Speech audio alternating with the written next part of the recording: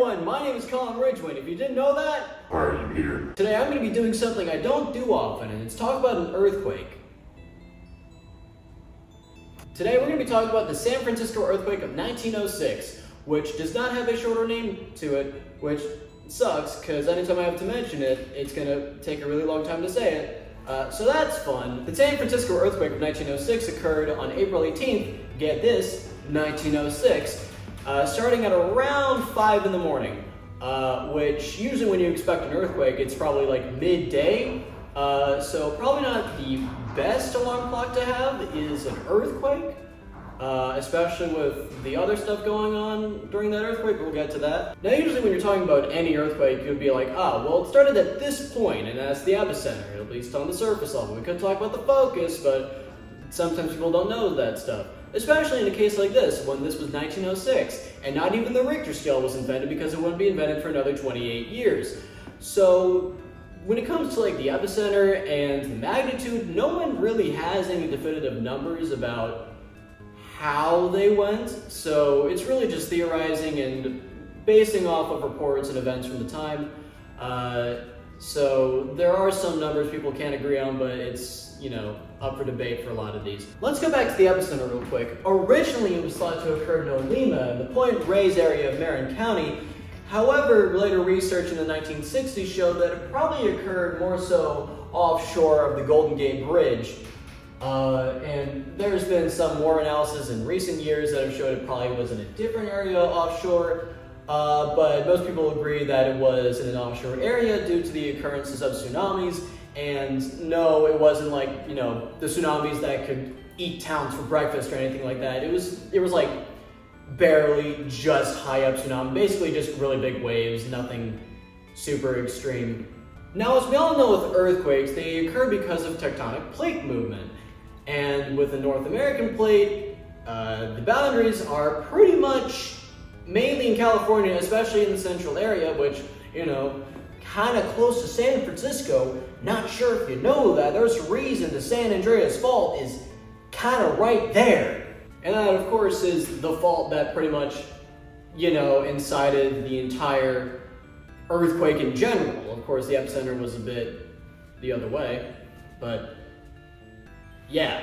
Like I said before, the magnitude isn't really known. It's estimated that it was between 7.7 and 8.3 going by the modern movement magnitude scale. But most people settle for around 7.9. So, powerful earthquake. Now, of course, being an earthquake of that magnitude, it did some bad damage. It messed up San Francisco, and it reached, as earthquakes do, it reached pretty far south as Los Angeles and as high as Oregon.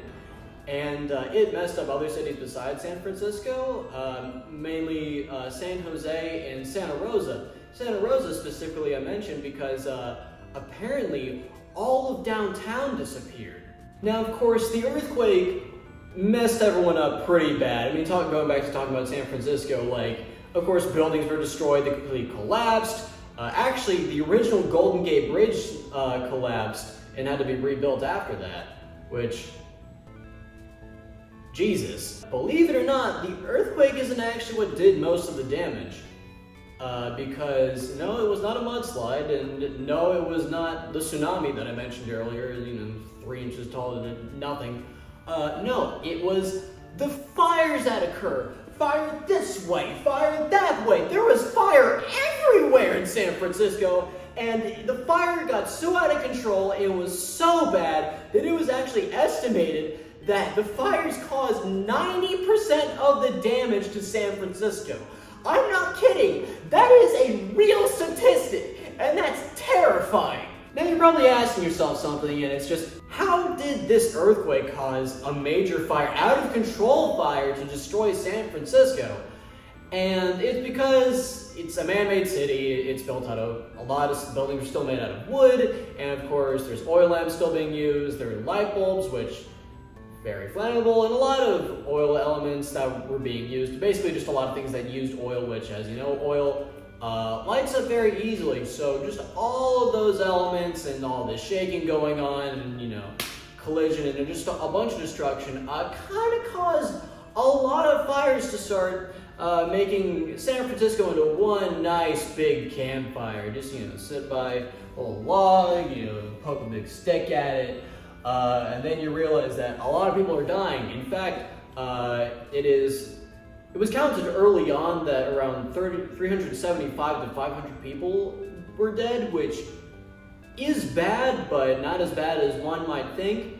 But that was at the original time that happened, and not accounting for, Chinatown and a bunch of the other surrounding areas of San Francisco, meaning that it was more so around 700 to over 3,000 people dead because of this earthquake and, the fire. Now, of course, for San Francisco, since the city was so new, there wasn't really any way they could have possibly prevented it, since earthquakes were still new in terms of how do we handle this sort of situation. And it was especially new that, earthquakes can cause our buildings to mess up, which causes fires to occur. Oh no, who would have guessed? So basically it was more so like a learning experience, which, they learned a lot, because later on, when another earthquake occurred in San Francisco, 83 years later, it was not as deadly and there weren't any fires because, they reconstructed everything, they rebuilt, and they made it so that, the buildings weren't going to topple over and then have fires occur, because, they had learned and started using different technology and basically just different architectural skills to make it so that their buildings weren't doo-doo garbage. But yeah, even still, it's considered one of the most deadly earthquakes to have ever occurred in the US, in California, and especially across the world. Not the deadliest, but one of, and even at its early point in earthquake history, it's still remembered as a very deadly occurrence and an earthquake that was learned from. I don't know how to end this fate. Bye!